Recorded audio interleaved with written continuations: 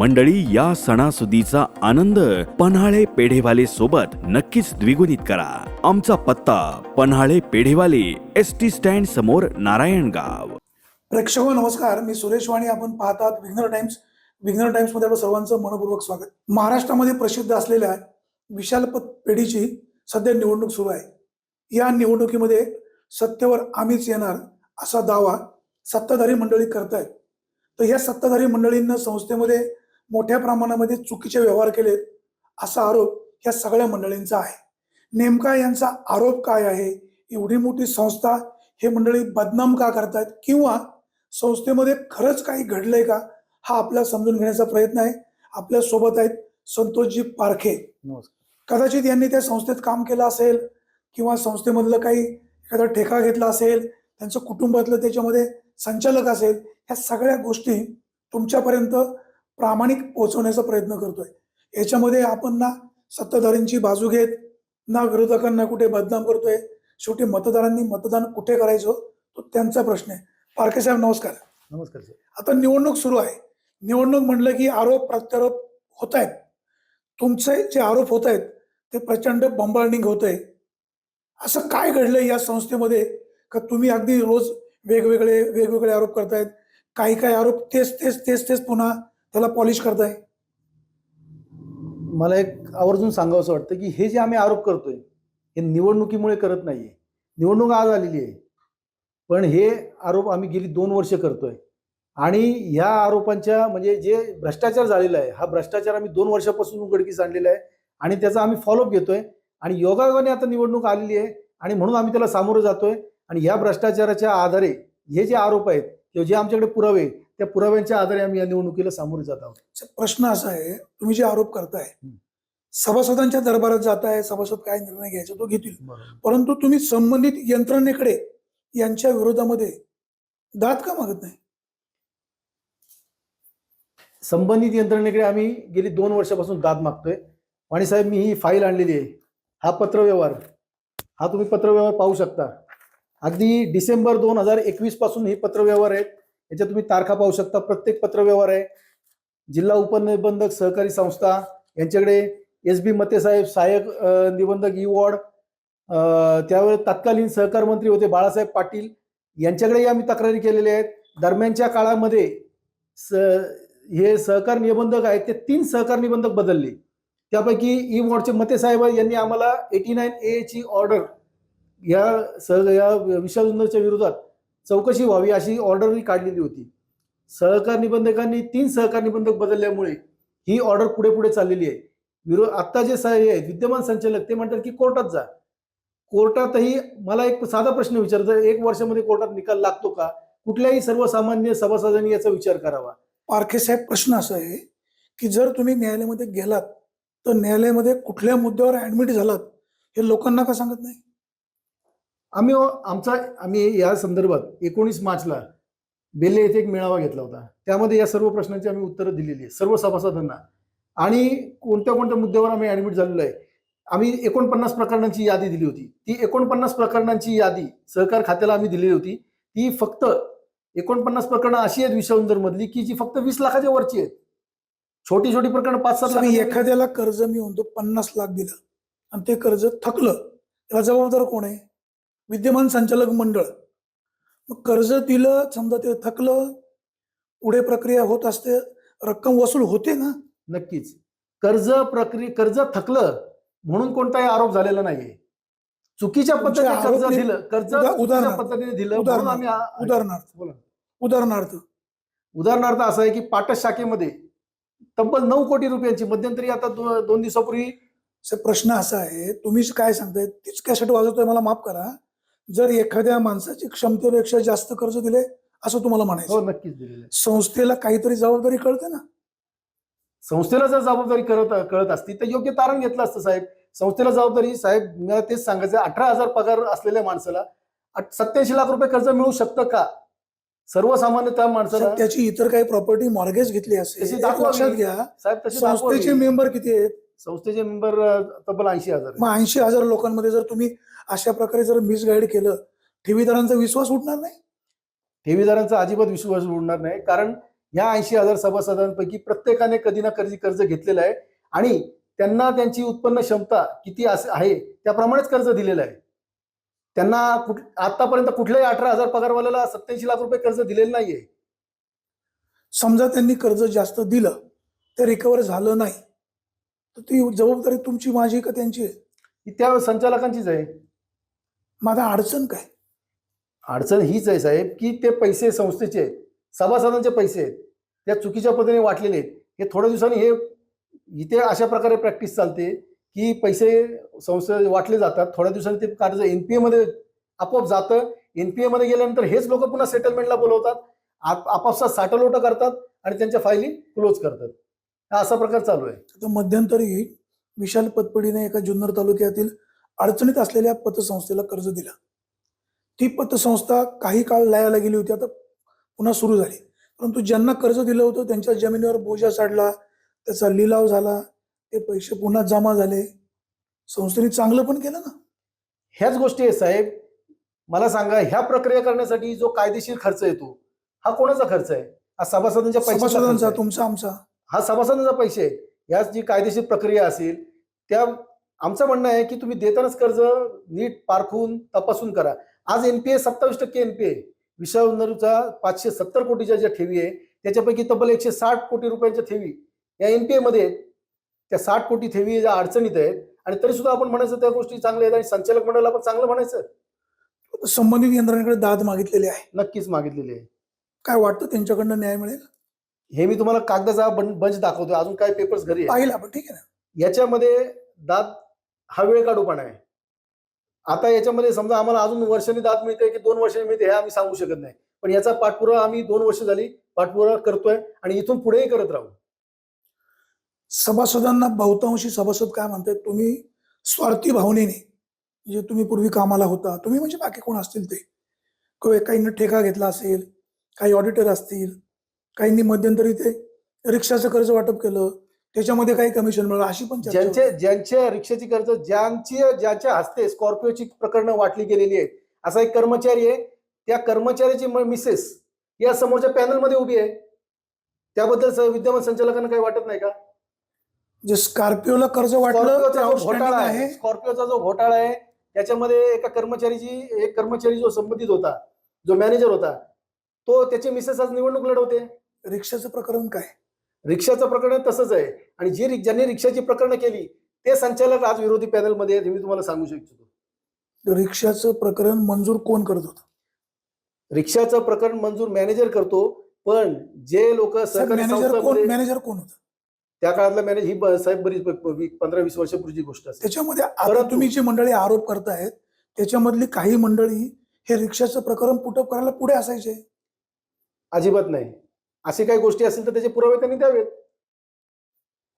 मग ते असं म्हणतायत की रिक्षा चिन्ह घेतलं यांनी आणि रिक्षाचे कर्ज प्रकरण केली ती यांनीच केली, त्यांच्यामुळे ती आउटस्टँडिंग झाली. मग समोरच्यांनी स्कॉर्पिओचं प्रकरण घ्यायचं ना. त्यांच्याकडे स्कॉर्पिओचा घोटाळा केलाय, त्यांनी जेसीबीचा घोटाळा केलाय, मग त्यांनी काही कंपल्शनचा वय नाही केलंय. त्यांनी मोठमोठे जेसीबी बिगर कागदपत्रांचे, बिगर तारणाचे जे घेतलेले आहेत, जे स्कॉर्पिओचे जवळजवळ 10 प्रकरणं आहेत.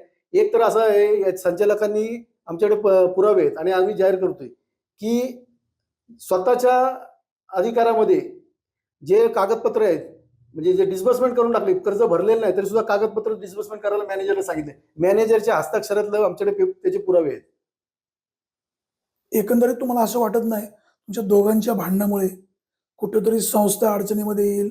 संस्था अडचणीत अजिबात येणार नाही. संस्था ही स्वच्छ चारित्र्याच्या लोकांनी पुन्हा इथे बसावं, प्रामाणिक लोकांनी इथे बसावं, भ्रष्टाचारी लोकांना बाहेर काढण्यासाठी. तुम्ही कॅरेक्टर सर्टिफिकेट वाटायला बसले? कॅरेक्टर सर्टिफिकेट हे लोक ठरवले, आम्ही जनतेच्या दरबारात हे करतोय. दाद आता आम्ही सभासदांच्याकडे मागतोय. कॅरेक्टर सर्टिफिकेट हे सभासद आम्हाला देतील. जर आम्ही स्वच्छ आणि प्रामाणिक चारित्र्याचे असू तर सभासद आम्हाला नक्कीच निवडून देतील. दूध का दूध और पाणी का पाणी होऊनच जाऊ दे. प्रतिसाद कसा मिळतो? प्रतिसाद अतिशय उत्तम आहे. सभासद गेली 1.5 वर्ष आम्ही ज्या गोष्टी भांडतोय, सभासद अतिशय चांगल्या प्रमाणे प्रतिसाद देत आहे आणि जे खरोखर विश्ववंदरचे प्रामाणिक सभासद आहेत, जे स्वच्छ सभासद आहेत, ते आम्हाला पूर्णपणे सपोर्ट करतायत. तुम्ही बेल्लेला मेळावा घेतला, किती महिन्यापूर्वी घेतला? मार्च महिन्यात आम्ही बोलावून घेतला. किती प्रतिसाद मिळाला? तब्बल 1500 लोक त्या मेळाव्याला उपस्थित. बरोबर आहे. त्याच्यानंतर त्या ब्रांचमधल्या ठेवी घटायला पाहिजे का वाढायला पाहिजे? आम्ही त्या मेळाव्यातच आम्ही लोकांना जाहीर आवाहन केलं होतं. त्या मेळाव्याचे आमच्याकडे ऑडिओ क्लिपिंग, व्हिडिओ क्लिपिंग आहेत. त्या मेळाव्यात आम्ही लोकांना सांगितलं होतं की आमचं स्वतःचं विश्वबंधनमध्ये डिपॉझिट आहे, आम्ही आमचं डिपॉझिट काढलेलं नाहीये, तुम्हीही कोणी डिपॉझिट काढू नका. मार्च महिना होता आणि हे आम्ही लोकांना आवाहन केलं अच्छा, होतं. म्हणजे तुमच्या आव्हानामुळं लोकांनी पैसे नाही काढले असं म्हणायचं? नक्कीच. आम्ही याचा अर्थ मी तुम्हाला मुद्दामून सांगतोय की याचा अर्थ आम्ही कुठे संस्थेविषयी आमची वाईट भावना नाहीये. वाईट विचार, वाईट भावना कोणाबद्दल आहे? आम्ही जे भ्रष्टाचारी संचालक आहेत त्यांच्याविषयी आमची वाईट भावना नक्कीच आहे. विषयी जी आमची भावना आहे, इथे आमची इच्छा आहे की प्रामाणिक संचालक असावेत, कुणी असले तरी चालतील, पण भ्रष्टाचारी संचालकांना विषयमध्ये थारा नको. भ्रष्टाचारी सगळेच का निवडक? साहेब, आता स्वतः अध्यक्ष म्हणतात, चोर कुठे म्हणतो का मी चोरी करतो? हे स्वतः अध्यक्ष म्हणतात. तो जो ऑडिओ आहे ना, तो ऑडिओ ॲथोराइज पुरावा नाही होऊ शकत. काय खरं खोटं त्यांचं त्यांना माहिती. तुमच्याकडे असं काही आहे का यातले 4 संचालक कागदोपत्री डिफॉल्टर आहेत? साहेब, ज्या माणसाला मी सांगतो तुम्हाला, ज्यांची कागदपत्र नाहीये त्यांना तुम्ही क्षमतेपेक्षा जास्त कर्ज देताय, 9 कोटीची कर्ज वाटलीत, याला डिफॉल्टरच म्हणायचं. कित्येक एजीएम मध्ये तुम्हाला सांगतो, वार्षिक सभेमध्ये कितीतरी यांनी यांच्या नातेवाईकांची किंवा मित्रमंडळीची सरळ व्याज माफ केलेली आहेत. कुणाची 6 लाख केली, कुणाची 8 लाख केली, कुणाची 12 लाख रुपये केली. वार्षिक सभेमध्ये मी स्वतः प्रश्न विचारलेला या विषयावर, त्या विषयावर त्यांनी उत्तर नाही दिलं. आणि त्यांनी मग पुढच्या वर्षी त्यांनी पुन्हा मग ते म्हटले की आम्ही ते ऑडिट रिपोर्टमध्ये याच्यात पुन्हा घेऊ, बॅलन्स शीटमध्ये पुन्हा घेतलेले. पण ते पैसे तुम्ही त्यांचे कागदपत्र देऊन टाकले जाते, पैसे वसूल कसे करणार? तुम्ही मगाशी म्हणाले काही संचालक भ्रष्टाचारी आहेत. काही म्हणजे किती आणि कोण? आता ज्या तुम्ही ऑडिओ क्लिप्स ऐकलेले आहेत त्याच्यामध्ये काही लोकांची स्पष्ट शब्दात नावं घेतलेली आहेत.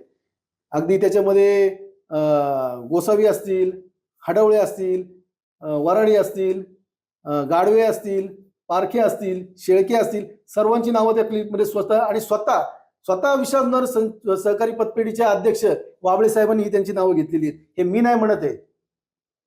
पारखे तर तुम्ही पण आहे. मी संतोष पारखे आहे आणि या विश्वबंधन सहकारी पतपेढीचे संस्थापक अध्यक्ष कैलासवासी दिनकर पारखे यांचा मी मुलगा आहे. आणि विश्वबंधन विषयी अतिशय आमची प्रामाणिक भावना आहे, म्हणून या गोष्टीच्या विरोधात मी उभा ठाकलेलो आहे. तुमचे वडील याच्यामध्ये संचालक होते, हो. त्यांच्या काळामध्ये काही झालंच नाही, स्वच्छ कारभार. अतिशय स्वच्छ कारभार होता विश्वबंधनला. अतिशय म्हणजे अगदी म्हणजे जुने लोक जे आज सांगतात, माझे वडील आज दिवंगत झाले, 30 वर्ष झाली. 30 वर्ष झाल्यानंतर आज त्यांचा फोटो लावून आम्ही निवडणूक लढवतोय. लोक आम्हाला त्या फोटोला आजही माझे प्रतिसाद देतात. त्या अर्थी माझ्या वडिलांनी नक्कीच प्रामाणिकपणे आणि चांगला कारभार केलेला आहे. आणि मला दुसरी गोष्ट या निमित्ताने आवर्जून सांगायची आहे की समोरचे जे पॅनलमधले लोक आहेत त्यांनी पण आमचे बाप चोरलेत, आमच्याच बापांचे फोटो लावतायत आणि लोकांकडे मतं मागतायत. हे जर स्वच्छ आणि प्रामाणिक असतील, विद्यमान संचालक जर स्वतः स्वच्छ असतील आणि जर यांनी जर चांगली कामं केली असतील तर हे स्वतःचे फोटो लावून यांनी मतं मागायला पाहिजेत. आमच्या वडिलांचे फोटो लावून मतं का मागतात? तुमच्या वडिलांमध्ये जर चांगले गुण असतील तर फोटो वापरणार. तुमचे अवगुण असतील म्हणजे त्यांना आवडत नसतील, तुम्हाला बरोबर नाही घेणार. मी तेच म्हणतो साहेब की त्यांनी जर विद्यमान संचालक स्वच्छ आहेत आणि त्यांनी खूप चांगली कामं केलेली आहेत, मग त्यांनी स्वतःच्या फोटोवर किंवा त्यांच्या वडिलांच्या फोटोवर मतं मागावीत. आमच्या वडिलांच्या फोटोवर का मतं मागतात? तुम्हाला नेमकं काय म्हणायचं? मला हेच म्हणायचं आहे की संस्थेमध्ये चोरी करता करता यांनी आमचे बाप पण चोरलेले आहेत. चला, आता निवडणूक आहे, टीकाटिप्पणी होत असते. उद्या तुमच्या सुदैवाने तुमची सत्ता आली तर पुन्हा घडी कशी बसवणार? या पॅनलमध्ये आम्ही अतिशय स्वच्छ प्रामाणिक जी मंडळी घेतलेली आहेत, सर्व उच्च विद्याभूषित आहेत. कोण ऑडिटर आहे, कुठल्या संस्थेचा संचालक आहेत, कोण चांगले व्यावसायिक आहेत, कोण ॲडव्होकेट आहेत. अशा प्रकारची मंडळी आमच्या पॅनलमध्ये आहेत. सर्व समावेशक पॅनल आम्ही बनवलेलं आहे. आणि सर्वात महत्त्व आवर्जून मला या गोष्टीत एक सांगायचंय की सर्वांना उपजीविकेचं स्वतःचं साधन आहे. विशाल जुन्नरवर आमची पोटं चाललेली नाहीत आणि चालणारही नाहीत. पारखे साहेब, तुम्ही असं म्हणताय म्हणजे त्यांची पोटं संस्थेवर नक्कीच चाललेली आहे. तुम्ही मग तपासून बघा, हे मी नाही सांगत. तुम्ही कुठल्याही लोकांना विचारून बघा की हे विद्यमान संचालकांची घरे कुठल्या याच्यावर चालली. जबाबदार माणसाने बेजबाबदार बोलू नये. हे जबाबदारीने बोलतोय मी, अतिशय जबाबदारीने बोलतोय. मला त्यांनी सांगावं की त्यांचा व्यवसाय काय आहे. संस्थेमधून कुटुंब चालवतात, काय बोलता तुम्ही? संस्थेमधूनच कुटुंब चालवत आहे साहेब. हे सगळं तुम्ही जुन्नर तालुक्यामध्ये कुठेही फिरलात तर ते लोक सांगतील तुम्हाला. संस्थेच्या गाड्या वापरायच्या, संस्थेच्या ऑफिस गाडी कशाला वापरतात? स्वतःच्या रिकव्हरीला कामासाठी वापरतात. हे स्वतःच्या कामासाठी वापरतात. काय पुरावा? आता तुम्ही काही वर्षापूर्वी आता हे यांनी आता विश्ववंदरचे पतपेढीच्या जे गाडी होती त्याच्यावरचं नाव आता काढून टाकलंय. पूर्वी त्याच्यावर नाव होतं, त्यांनी आता संस्थेच्या गाडीवरचं नाव काढून टाकलं. का? कारण पूर्वी ही आमच्याकडे तर असं म्हणायची दसपेंडींची गाडी आली, म्हणजे लोकांच्या दशक्रियेला उठसूट जायचं संस्थेच्या याने, स्वतःच्या खिशातले पैसे खर्च करता नाही जायचं. म्हणजे संस्थेची असे गाडी, कित्येक लोक आहेत. संस्थेची गाडी दशकेला वापरायची. हो, ते सगळं जुन्नर तालुक्याला माहिती आहे. सभासद काय म्हणाले नाही? सभासदांनी आरडाओरडा केला म्हणून नंतर काय कालांतराने त्यांनी नावं संस्थेचे गाडी वापरायची बंद नाही केली, पण संस्थेवर गाडीवरचं नाव काढून टाकलं. गाडी संस्थेचीच. गाडी संस्थेचीच. तुम्ही कधी विचारलं नाही नाव का काढलं? विचारलं, पण मग थातूर मातूर उत्तर, टोलवाटोलवी करायची. तुम्ही मध्यंतरी सांगायचे की वार्षिक सभेला आम्हाला उत्तर मिळत नव्हती. नेमके प्रश्न काय होते आणि ती मंडळी उत्तर का देत नव्हती? प्रश्न हेच होते, त्यांनी चुकीच्या पद्धतीने कर्ज वाटप केली, त्याची आम्ही काही प्रश्न विचारली. एक रमेश बांगरांनी एक प्रश्न विचारला, 3ऱ्या मजल्यावरच्या फ्लॅटला कर्ज दिलंय आणि फ्लॅटच नाही, 2च मजले. तर जेव्हा आम्ही प्रत्यक्षात गेलो आणि कर्ज डिस्बर्समेंट 90% केले. कुठेही कर्ज डिस्बर्समेंट करताना फ्लोर वाईज ते पैसे रिलीज केले जातात, 5%, 10%, 20%. तुम्ही 90% कर्ज दिलेलं आहे आणि 3ऱ्या मजल्यावर फ्लॅटच नाही. त्याच्याबद्दल आम्ही प्रश्न विचारला. त्या प्रश्नाला अध्यक्षांनी त्याच सभेमध्ये अध्यक्षांनी वेगळं उत्तर दिलंय आणि सचिवांनी वेगळं उत्तर दिलंय. तसंच काही कर्जदार आहेत समजा, त्यांची सरळ व्याज यांनी माफ केली, त्याच्यावर आम्ही प्रश्न विचारले. त्याच्यावर यांनी अक्षरशः वार्षिक सभेमध्ये त्यांनी माफी मागितली, आमची चूक झाली म्हणून माफी मागितली आणि ती चूक सुधारून घेऊ. पण ते पैसे वसूल होण्यासाठी आम्ही काय करणार याबद्दल त्यांनी काही ठोस आश्वासन दिलेलं नाही. तर या निवडणुकीमध्ये सत्ताधारी पॅनलचे किती लोक विजयी होते? पूर्णच्या पूर्ण रिक्षाचं पॅनल पूर्णच्या पूर्ण 15 लोक हे विजय होणार आहे, मी तुम्हाला आज ठामपणे सांगतो. कशाच्या आधारे? आरोपकर्ता म्हणून? आरोपकर्ता म्हणून नाही, हे लोक सभासद आम्हाला सांगतात. सभासद स्वतः सांगतायत की परिवर्तन हे अटळ आहे. एक लक्षात घ्या, आपण एकदम साधा प्रश्न, किती लोकांचं संचालक आहे? 15. 15 लोक. संस्थेला किती वर्ष झाले? संस्थेला 44 वर्ष झाली. बरोबर आहे. संचालक मंडळाचे कर्मचारी कदाचित नातेवाईक असतात, 1, 2, 3 कर्मचारी. किती संख्या? 250च्या वर आहे. 250च्या वर. प्रत्येक कर्मचाऱ्याने ठेवी आणल्या, कर्ज वाटप केलं, किमान 10 लोक तर संपर्कात असतील. नक्कीच आहे. हे सगळे मतदान तुम्हाला करतील का त्यांना करतील? हा, याविषयी मला एक सांगायचं आहे की विश्वजुन्नरचे आमचं जे पॅनल आहे हे संस्थापक सहकार परिवर्तन पॅनलच्या नावाखाने आम्ही निवडणूक लढतोय. आमच्या पॅनलमध्ये सर्व जे विश्वजुन्नरचे संस्थापक आहेत, जे मूळ संस्थापक आहेत, जे विश्वजुन्नरमध्ये 30 वर्ष 40 वर्ष ज्यांनी काम केलेलं आहे, त्यांच्या नावावर आणि त्यांच्या जे परिवार आहे त्यांच्या पाठिंब्यावर आम्ही ही निवडणूक लढवतोय. त्यांचे सगळे नातेवाईक आहेत, त्यांनी आम्हाला या भ्रष्टाचाराच्या विरोधात लढाईमध्ये आम्हाला साथ दिलेली आहे. त्यांनी या लढाईमध्ये आम्हाला आमच्या पाठी खंबीरपणे उभे राहिलेले आहेत. त्यांच्या जीवावर आम्ही ही निवडणूक लढवतोय आणि त्याच आधारे मी तुम्हाला सांगतो की परिवर्तन हे अटळ आहे. तुमच्या पॅनलला अदृश्य हात कोणाचा आहे?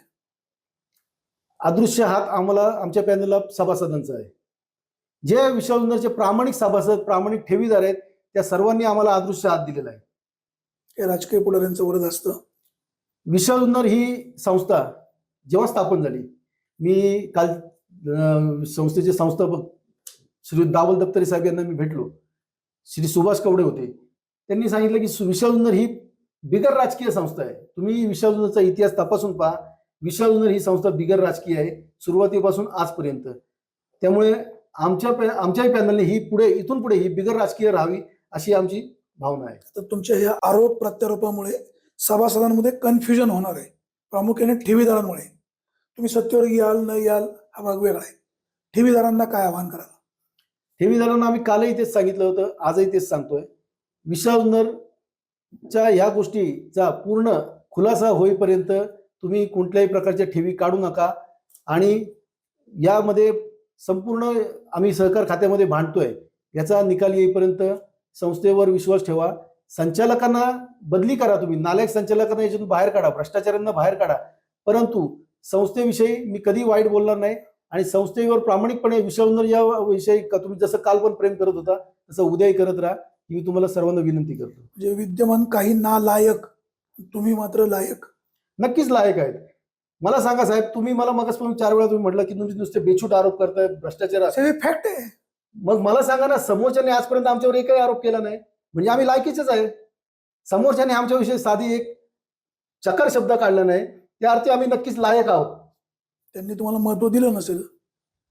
महत्व दिलं नाही म्हणून ते मला सांगा, आता तुम्ही म्हणता महत्व देत नाही, त्यांना स्वतःला आमच्या प्रश्नांची उत्तर देत नाही.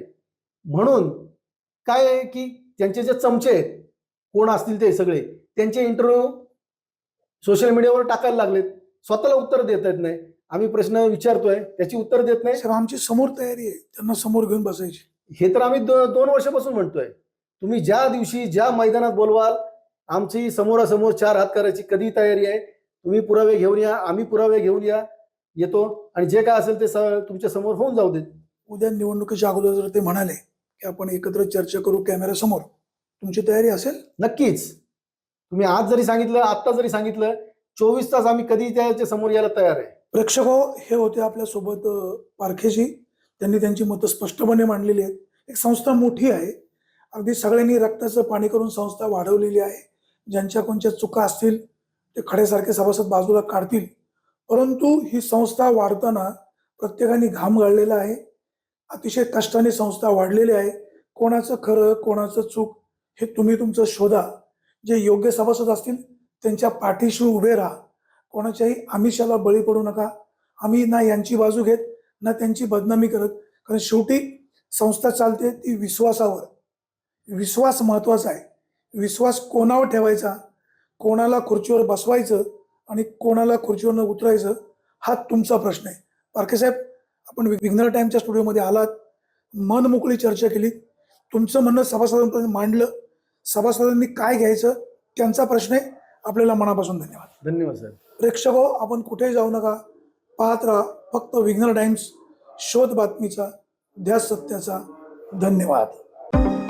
तब्बल 80 वर्षांची दर्जेदार आणि यशस्वी परंपरा असलेले महाराष्ट्रातील सुप्रसिद्ध राजूर येथील पन्हाळे पेढेवाले आपल्या नारायणगाव वासियांच्या अविरत सेवेत रुजू आहेत. या सणासुदीच्या काळात आमच्या ग्राहकांसाठी घेऊन येत आहोत खास म्हशीच्या दुधापासून बनविलेला व लाकडी भट्टीवर तयार केलेला स्पेशल कंदी पेढा.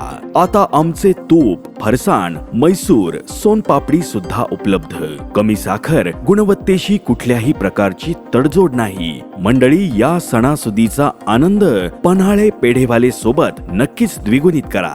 आमचा पत्ता पन्हाळे पेढेवाले, एसटी स्टँड समोर, नारायणगाव.